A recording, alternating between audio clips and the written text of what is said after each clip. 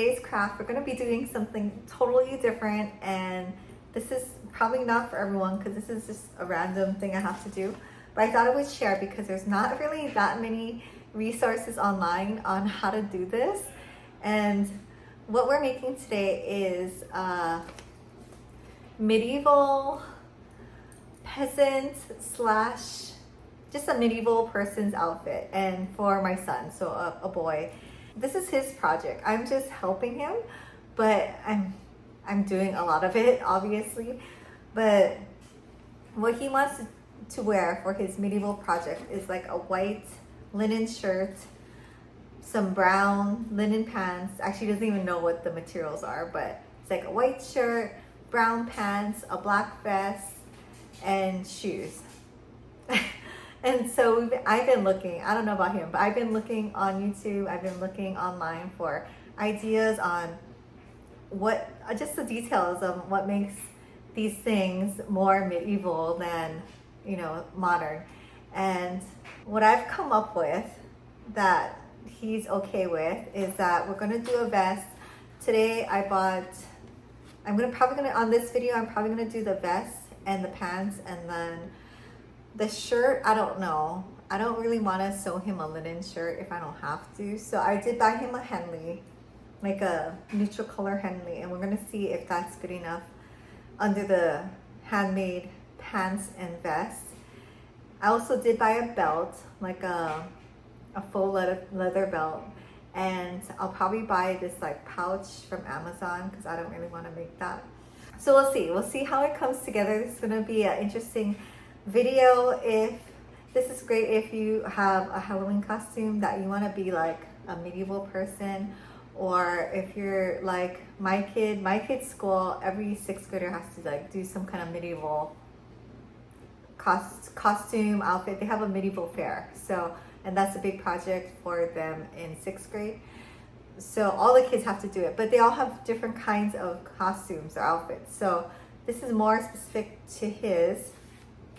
But I don't know, I think a lot of them have kind of the same kind of pants, like very natural fiber pants, slightly tapered. Maybe there'll be some kind of like lace up thing on the calf area if I can figure that out. But yeah, so this is just the process of me figuring this out. And if this helps you in any way, great.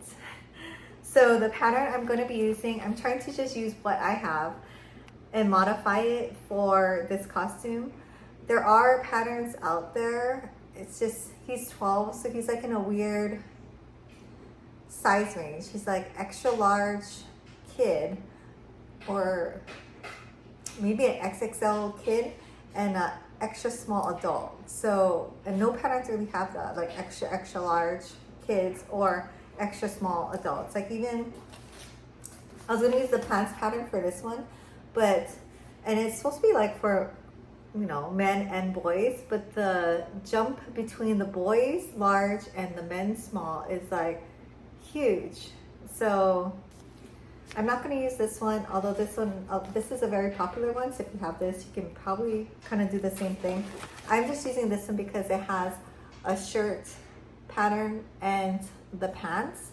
And even though these are technically actually shorts, I'm just going to extend it maybe 2 inches, and they should be long enough for pants in the size small for my son.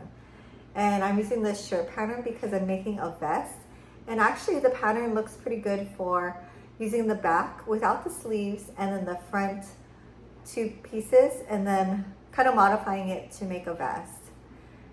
When I looked online to see how to make a vest, like free vest patterns, it really just says to take a shirt, measure it, like draw it on a piece of paper and outline it like twice, and then cut one in half and leave one intact, and that's your front and your back.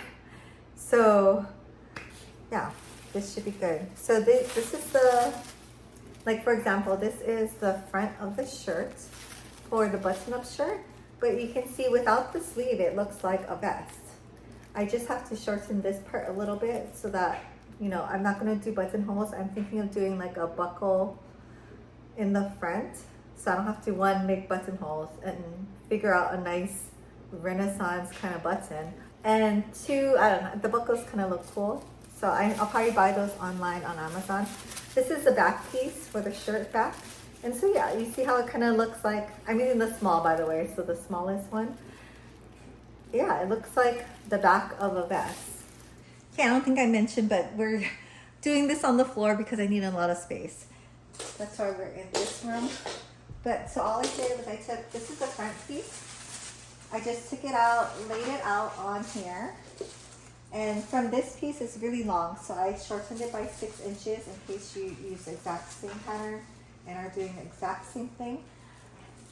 I minused out a little bit of this part just because, because we're not doing buttons. So this is the center front, and the seam allowance for this pattern is 5/8 of an inch. So I left 5/8 of an inch there. I'm just using the edge of the paper so I don't have to fold it and all that stuff. And then I traced it. The way I don't know if this is the usual thing to do, but I traced my pattern with like a paper clip or, you know, just something not super sharp, kind of a dull metal piece. And if you go along the lines of, you know, just tracing it like that, it makes an imprint. It's very light, but I can see it in the sun. There's a little shadow of a line, and then I just get a pen and then trace it, and then I'm gonna cut it out. I'm not really gonna pay attention to the notches because I'm too lazy to mess with that. So I'm just going to cut this out. I'm gonna do the exact same thing for the shirt back. Fold it up 6 inches and trace it along there. And then when my son gets home, we're going to tape it with like washi tape or something and see if that fits. And keeping in mind the 5/8 seam allowances all the way around, kind of just trying it on and see if I need to make any adjustments. For a vest, I may need to extend the armhole a little bit because he's going to be wearing a shirt underneath, just so it's not tight right here. So if he tries on this paper vest and it's tight here, I'm going to lower it. Okay, I have my 3 shirt pieces all cut out. One thing you don't want to forget is the front facing. We're not going to be doing buttonholes, but I think unless you're doing this double-sided, which is not in the pattern, so you have to, you know, do it yourself. This facing will give it a little bit more structure in the front and make it look nicer. So don't forget to cut it out and to trim that maybe like 1/4 of an inch off the side that's supposed to have the buttons. Yeah, I think this kind of pattern does work well just to mimic a pattern of a vest with the sleeves off. Okay, so I taped my back piece and my front piece, and I had my son try it on. I also taped it like at the edges, and I also folded it down 5/8 of an inch and taped it there just to get a little bit more accurate, I guess, fitting with the seam allowances, just for the side and the top. And he just tried it on like on half his body, and it was a little too broad since this is like a shirt pattern, right? So I did make some adjustments. I marked it here. I'm just gonna cut this part off and I guess just mirror it on the back side too. So the back is a little bit bigger, so I'm not sure if I should maintain that curve or not. That's okay. Another adjustment he wanted was the shirt was originally like this, and he wanted it a little bit V-neck in the front. Ideally, I would want him to try it on again, but he's at school, so we're just gonna go with it. The armhole is a little bit bigger, like considerably bigger than it was before, but it was a little tight at the armpit. Whereas, you know, if you're wearing a long sleeve shirt underneath, you'd want a little more room. So I think that's fine. Plus, it's kind of like a peasant outfit, so it's okay if it's like a little bit big. It doesn't have to be like tailored to his body, you know. One other thing I forgot to do was to create a facing for the back piece, because the facing came with the pattern for the front piece, but not the back. So I'm gonna have to do that. So washi tape works well for this. I wouldn't use Scotch tape because you might end up ripping your pattern. Maybe like a masking tape might work also. Okay, so for the facing, because he wants it a little bit more of a v-neck, and it was folded like this. I just put the facing pattern on top and folded it exactly the same, and then I'm just going to cut it together.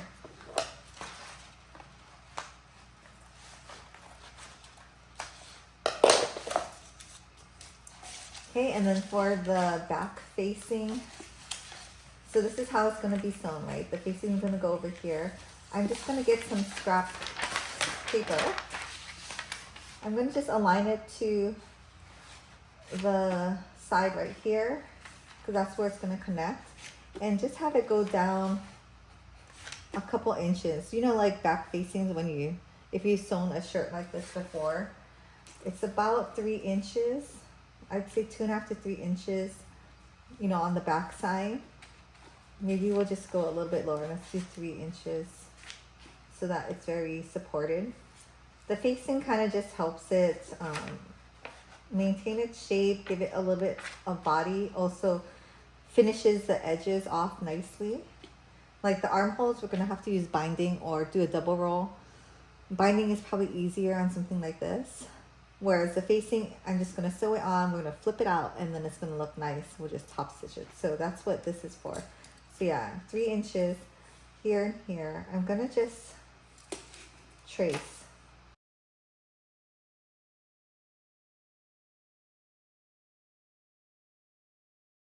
And then this is going to be on the fold, or cut on the fold. So this is kind of the symbol for fold. And we don't really need it square like this. I'm just gonna kind of curve it just so it's not square in the back, right? That can be adjusted later because we are gonna have to clean that up. Now I'll just leave it like this, and yeah, we'll see how it folds or falls inside the garment. So this is gonna be the back facing. Cut 1 on fold, cut 1 interfacing. You gotta always label your patterns, or I might just like throw this away by accident. Okay, so I'm just gonna cut all my pieces out. 2 of the front, 1 of the back on the fold, 2 of this, 1 on the back on fold, plus interfacing. Okay, so I'm ready to cut out my material. I bought 3 yards of this 60-inch with dark brown linen. It's a pretty, I wouldn't say it's heavyweight. It's like medium to heavyweight. Like it's not see-through at all. Like I can't really see through it in the light, which is good for pants. It's showing up a little bit lighter in the sunlight, but yeah, it's brown. And this was $9.99 a yard, so not bad. And I bought this from Fabric Mart in Honolulu. So I have all my pants pieces cut out, all my vest pieces cut out. And sometimes when you have linen like this, it's hard to know which side is the wrong side. And you can end up like really messing up.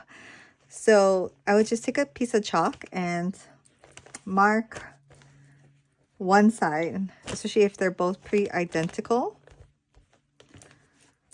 on all your pieces. And I did do the interfacing. So this is what it's gonna look like, and this looks pretty accurate. It's gonna be like this, sewn like this. I think that'll be good enough for the facing, and I'll just round out the corner. As for the pieces, I like to kind of keep them in a page protector like this so they don't get all mixed up or thrown away. And then keep it on the side in case you need it. So now we're going to start on the vest. And all I'm going to do, this is going to be a very simple vest, but I'm going to stitch the pieces at the shoulder seam. So right sides together. That's why it's important to mark on your fabric which side is the right side and the wrong side. So I'm just going to pin this. Okay, we're just going to stitch along here with a regular straight stitch at a 5/8 seam allowance. And we're going to do the same for our facing. So just stitching the shoulder seams. Okay, so I sewed it along there. And then now I'm going to serge both sides.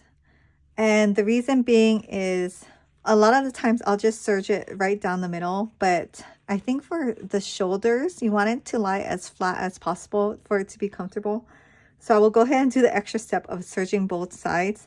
I'm going to then press them open like this with the ironing boards out there in the living room. So I won't show that, but yes, just going to serge. If you don't have a serger, then go ahead and zigzag. Another thing I'm going to do too is clean up this edge by serging it all the way around. Yeah, it's kind of weird having it a square, right? Yeah, I'll just go ahead and curve it a little. So to do that, I will just fold it in half so that they're the same type of curve. And just trim.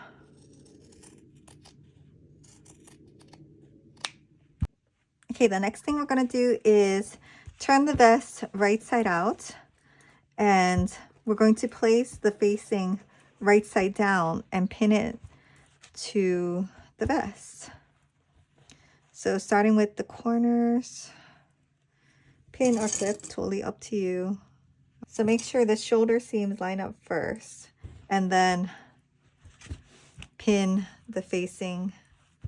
That way it's like even and it will lay flat. And then when we go down the sides, you want to make sure, oh, so my corner doesn't line up. Okay, let's see about this side. Did I do something weird? No, this side lines up. Okay, weirdly, my corner for this part doesn't line up. So you have to then choose which one are you going to follow. I guess you would have to follow the facing line because you need to sew both pieces together. So, and what I mean by line is the edge, because I'm going to sew 5/8 around. Like linen is a woven material, but it's also very like shifty. So if I was doing something like really professional or I wanted to look really good, I would totally stay stitch like the neck seams and everything, because it does kind of stretch around. So I think it's just the nature of linen. Okay, so I'm just going to do a straight stitch all the way around, and then I will serge it. So at these points, sometimes I see on patterns, they kind of mark it. You can do that if you want. You just want to get a nice straight point, sewing at a 5/8 seam allowance. So in some patterns, they'll make you mark it like this. So 5/8 and then measure 5/8 from this side. So you can see the line that you're supposed to be sewing. And that way it'll look nice and pointed at this corner. So I'm going to come here, pivot my needle, and come down. I'll just do that on the other side too. Because if you sew just like smoothly around, it's not going to be like a corner, you know, it's going to look smooth, and that's kind of not what you want for a vest. You want these 2 points to come together in the middle, and then you have your fastenings. One other thing too, because linen is such a shifty kind of material, you don't want to start at one end and go all the way around and come back down here. Things may shift around and it'll really mess you up if somehow you have more material here or here, and then it's going to be off by like this much at the end. So I would start from the top and come around, cut the threads, start at the top and come around. Okay, I thought I would show you what I mean instead of just pointing it out. I have my Brother SE 2000 sewing machine, and it's a combo embroidery and sewing machine, and I love it. It's so good. Has like the air threading, it has the leg presser foot up and downer thing, and that just makes my sewing really fast because I can use 2 hands all the time. But so what I did was I started, if you can see, maybe on this side, I started right here in the center of the back, and we are coming down. I also wanted to point out, I don't know if I mentioned it, but hopefully you press your seams open on both the vest and the facing, and you're laying them flat. That's so that it lays nicely and flatly when you're wearing it on your shoulder. So I'm sewing it at a 2.5 millimeter stitch, and we're just sewing it 5/8 seam allowance.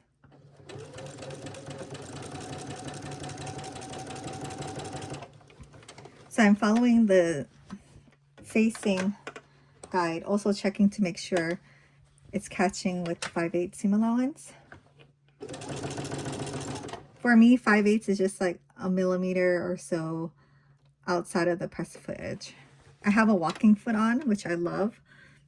Super good for knits. You can see it's a little bit bulky back here, but it has the feed dogs on the top and the bottom. So it really helps both of your fabrics go through evenly instead of having the feed dogs only on one side, and then, you know, sometimes the top layer of your fabric is not getting pulled through as quickly.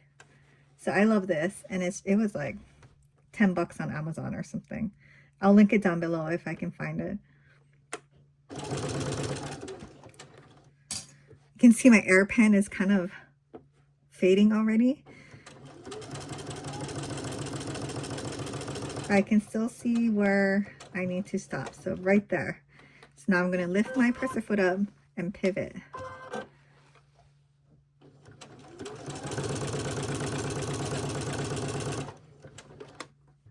I don't know, I either miscut or my pattern was a little off, but I do have some excess on the bottom, and that's why if I match this to the bottom and I sewed around, it would be really bad.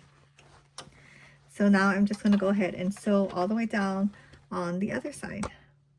Okay, so I serged all the way around, and when I did this serging, I kind of like cut off and then I go back down just so I can get like a clean edge right here. I don't know, that's what I like to do. Now we need to clip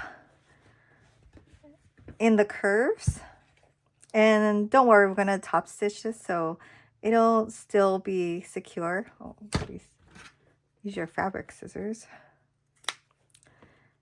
And I like to clip at a diagonal. I'm just clipping through the serge. Yeah, there's no way around it really. You can trim off a little bit more, see, because this one's a little fat.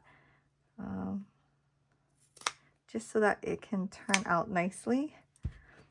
And like I said, we're going to top stitch this so it'll, like, you know, be secure. It's not going to rip through.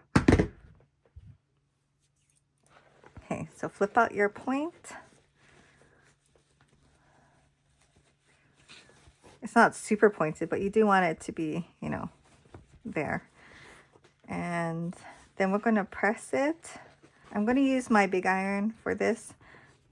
There's two things you could do. Depending on how you want the outside of your vest to look, you can have the typical top stitching all the way around, which I think I'm going to do because I think it will add, I guess. Or you could understitch, which means you press the seam allowance toward the facing and you top stitch only on the facing, and that will keep it neat, but you'll still have like no stitches on the outside. It may look better like that. It might actually, for a more like rustic look, right? Top stitching is more of like a professional kind of finishing.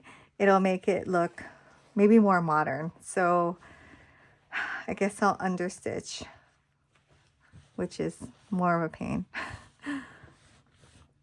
So yeah, I'm going to go ahead and on my big ironing board, I'm going to press all my seams towards my facing, and then we're going to stitch around. So here is how I understitched. I went from the bottom to here, stopped, started from here, went around, stopped, started from here, and went down. And the reason being is that it's really hard to do a understitch at a corner like this, and you want to give it some flexibility underneath to be able to turn it out. So yeah, that is why you do that. And then I went ahead and pressed it, and I also did a little tack down stitch. So if you can see over here, there's just a few stitches underneath. It's supposed to line up, but it didn't. So I just did a blind stitch from here to here, just a few stitches with a back stitch, just to hold the facing down at the shoulders. I did that on this side too, and you can really barely see it, right? So now we're gonna do the armholes. Okay, if I was gonna do this like more professionally, I would go ahead and do the side seams, and then I would get some bias tape, either probably make your own so it matches, but you could use, you know, bias tape you can buy at like Walmart or something, and then sew it that way. I think I don't want to make the bias tape. I really don't like it. And this is a pretty big armhole. If it was a smaller armhole with more of a curve, I wouldn't do this. But because it's a very wide, almost straight armhole, right? I think I'm just going to turn it under 1/4 of an inch. Maybe a little bit more. What is this? Out 3/8 of an inch. And then turn it under again. And then just stitch it. Kind of like a self-binding kind of look. And then it'll just have like one line for the outside. The only thing that could go wrong with that is that once you have like two sides that are doubled up like this, when we sew the side seam, it'll be a slightly bit bulkier. But I mean, if you added binding, it'd be a little bulky too. Okay, so here are the armholes all done. And I think it worked really great. It looks really nice. Super functional. It's not twisting or anything weird, which sometimes I get when I do binding. But if it was a smaller armhole, like this small, I wouldn't do this. It's because it's a big, generous armhole that I knew it was going to work well. So this is what it looks like so far. So I thought I would try it on for you so you could see what I mean too. I'm also doing it this way with the French seam because the armholes are pretty big. And he could, you know, easily have it be a little bit smaller because I cut it so wide. It would be okay like this, but if I just do the French seam, it kind of takes a little bit more than the seam allowance anyways, and it kind of makes it just look neater. And it'll kind of be visible, you know, if once it's done. He's a little bit, you know, broader than me. So I like how the front came out. It's pretty even. And it has the little point here, so I have an easy time putting on the fastenings. One other thing I was like going to experiment with, if this part was like not good, I was just going to, you know, close it up, make it look nice, and add grommets and have like leather string go on the sides. I think that would be really cool, like have some grommets and have it be crisscross on the side. If my son doesn't like this or he wants it fancier, after I finish this, I can probably just cut this off or seam rip it or whatever and then do that. And then when you have the leather pieces on the side, I think it adds like a, if I find a picture, I'll try to upload it. I hope you know what I mean, but it's going to have the buckles here, like black buckles sewn on. So you have to buckle it like this. And then it has like the crisscrossing kind of thing, laces going down to here. I don't know, might be cool. Just an idea, just throwing that out there. So this is what the French hem looks like. Looks really nice from the outside. The armhole part is not bad. I would still maybe like iron it to one side and then do another row of stitching. And this is what it looks like on the inside, very neat. My son tried it on and everything fits really well at the top and the length, but the armholes are a little big. So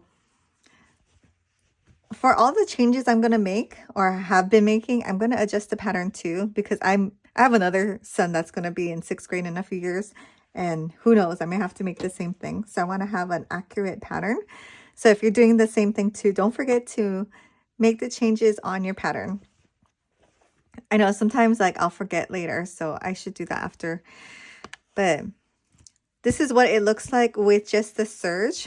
I mistakenly made this serge and it's actually not bad. Like it looks totally fine. It actually looks fine from here too. So either way, you can also do the zigzag, you know, either way. But yeah, so when I asked him, do you want me to just take it in a little bit? Like I could probably take it in maybe like an inch or so. That kind of seems to be the trend, taking in an inch. But I said another option will be for me to cut it off since there's so much extra, fold it in, and then put some grommets here, and then have some like leather cord lacing up on the side. And he thought it would be cool, so I'm gonna try and do that. Okay, so I just found my snap kit that I bought on Amazon, and I realized it can make grommets or put on grommets. Yeah, so these are the right size. Just the cord I bought on Amazon is 3 millimeters, and it's just like a strip leather cord. So yeah, I think this will work. I think I just need this. Guessing I'll need like 8 for each side. Okay, so because I did 2 different things on the side seams, they're not equal. One is smaller than the other, the French seam being the one smaller. So I had to pin the rest of the vest equally on the shoulder and the middle of the back and middle of the front, and kind of just made it flat. And this is the seam here. I'm just going to cut with the scissors directly this way. And then while I'm here, I might as well even out the bottoms because hems will be next. Let me go cut some interfacing. I'm just going to use medium weight, the same one that I use for the regular facing. Then we can put it here. Yeah, 13 by 1 inch strips. So I'm just going to go ahead and cut that.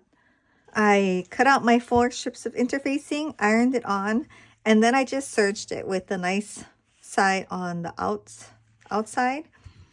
And now I'm just going to iron it or press it again, 1 inch fold, and just top stitch it.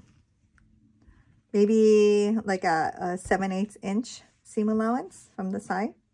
Okay, so the way that I got it to work, you have to stick the owl in there and then get your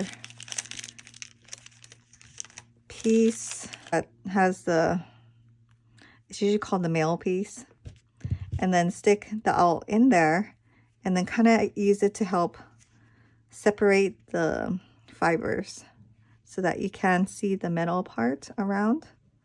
And then you're going to stick this part on with, you know, the nice side up. And then this will kind of help push it down.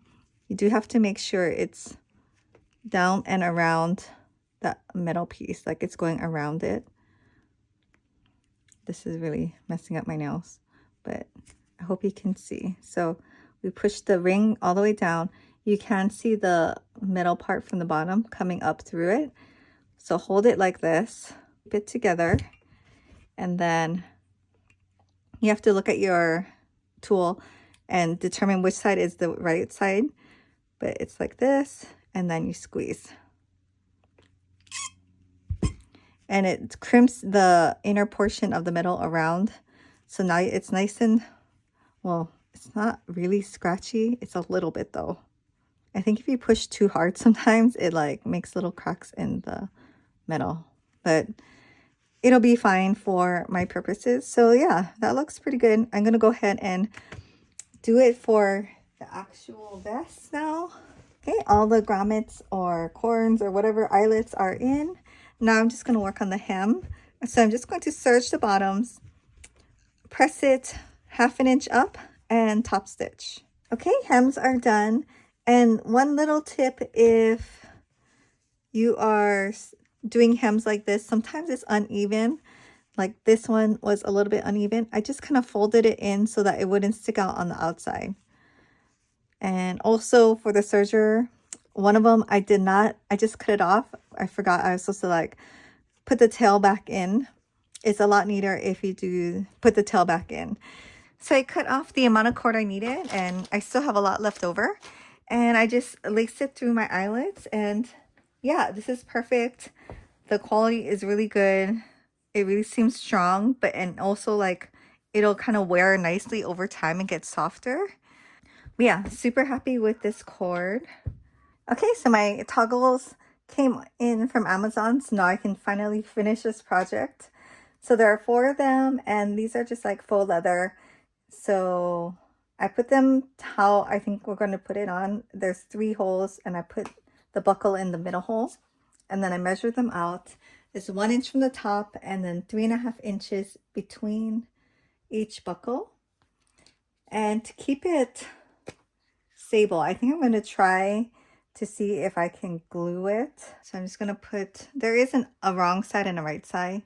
The wrong side is kind of smooth, like, I guess, I don't know, it's just a little matte looking. And it's like there's a seam over here.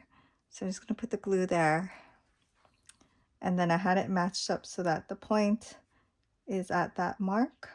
So on Amazon's website, it says that these are 2mm stitches. So I did a test run, I guess. And this is a 2mm stitch on my machine. And it looks smaller.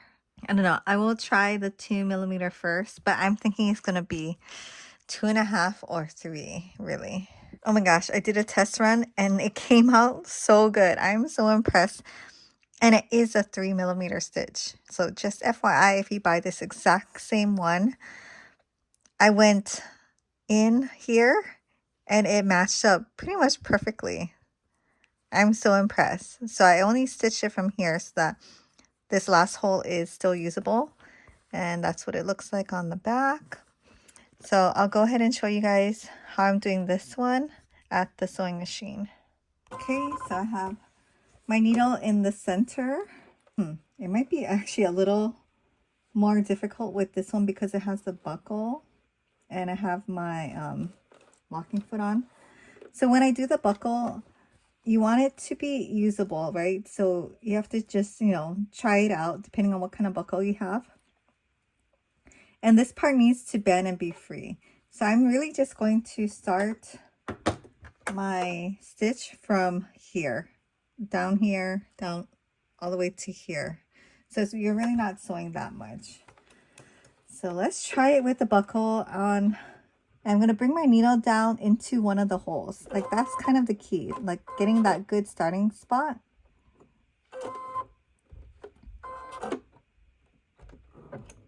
Okay. Make sure that your fabric, especially if you're at an edge, like this part is aligned and that the buckle itself is perpendicular. You don't want it to be crooked. Okay. Okay, so I'm just going to do a back, like front stitch and back stitch, like just a few stitches.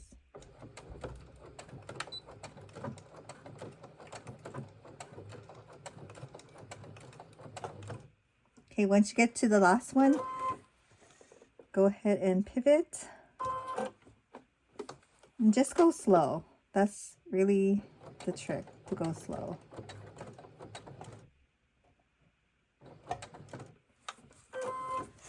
So this one didn't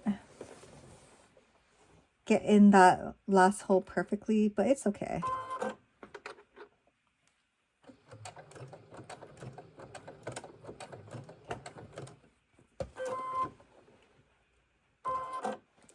Okay, and then I like to just put my finger or put something at where the last stitch hole that you want to do, because you're going to be so focused on getting the stitches straight and in those holes that you may go too far.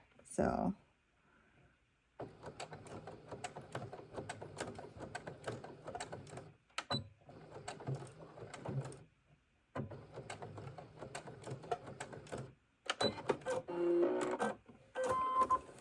and that's it. Then I would trim up my threads while I'm here. Okay, the buckles turned out so well. I'm so impressed. I actually probably didn't need to do the tie sides since this is kind of like embellishment enough. But yeah, I'm so glad I tried both, I guess, I don't know what you call it, accents, just for myself, just to try it out and to see what it looks like, and that I know I now can do this. But yeah, highly recommend doing the buckles because they look, yeah, a lot more professional with so little effort. And they were cheap too. I think they were like $10 or something for this. So I'll have my son try it on with the shirt. I did sew him a tunic, and I'm doing that in a part 2 second video because otherwise this video will be so long. Even with this, I think I may have to If it's too long, I will have to separate into pants and then vest portions, hopefully. But yeah, thank you so much for watching this video. I had so much fun making this costume, and with all the videos I watched, I know there's a whole group out there that dresses up for Renaissance fairs and LARP. I don't even know what LARP stands for, but it seems kind of fun. Like they go on an adventure, they camp, and they just act like they're in the Middle Ages. Pretty interesting now that I'm learning more about the medieval times through my son's project. But yeah, so thank you for so much for watching, and definitely let me know if you try this, if you have any tips also. This is my first time making something like this. I'll see you in the next video.